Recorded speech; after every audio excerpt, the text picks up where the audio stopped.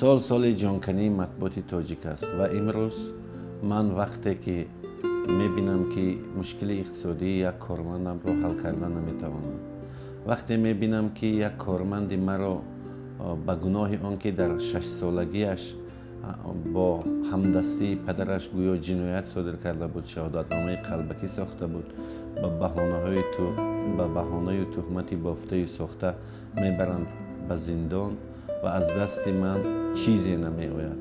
Ҳама ҳуҷҷатҳо, ҳама асноде ки мо пешниҳод мекунем ба гӯши судяҳои Тоҷикистон намедарояд, ман худро як гуна хиҷолатзада, як гуна роҳафтода ҳис мекунам. кӯдакатон нон мехоҳад, лекин нон дода наметавонед. он вақт фикр мекунед ки ин сахттарин рӯз аст.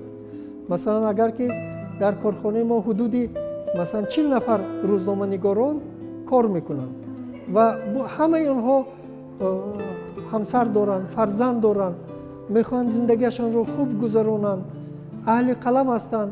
ино ягон манбаи дигари даромад надоранд. манбаи ягонаи даромади онҳо қалам аст ва қалами онҳо акси худро меёбад дар рӯи рӯзномаҳои мо.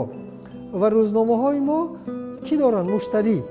муштарӣ имконияти харидории рӯзномаро надорад. пас чӣ мекунад? рӯзнома намехарад.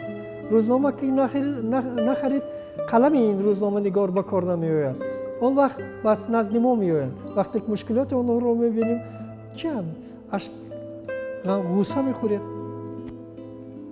худа нороҳат ҳис мекунед, сари худа ба куҷо задана намедонед.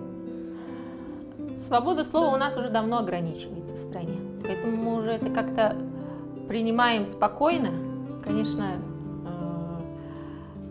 бывают такие моменты, когда достигаешь предела душевного, такого эмоционального состояния, когда уже хочется кричать, там, я не знаю, что-то делать, но начинаешь уже задумываться о дальнейшем ведении бизнеса, о том, что ты не просто корреспондент, который может взять там, уехать в Америку по какой-нибудь программе и остаться.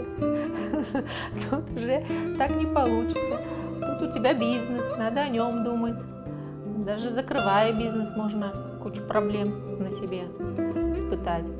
ولی مردم دیگر بر رسانه‌ها باور ندارند.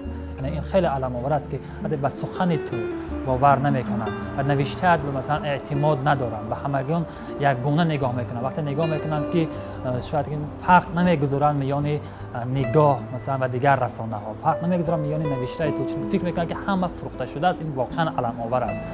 به یگان اساس من می‌بینم که بعضی نشریه‌های ما را از جمله سمک را به سود می‌دهند و تمام دلیل‌های ما در سود عموماً به اعتبار گرفته نمی‌شود و همه نوشتن‌های ما در این مورد بیهوده است.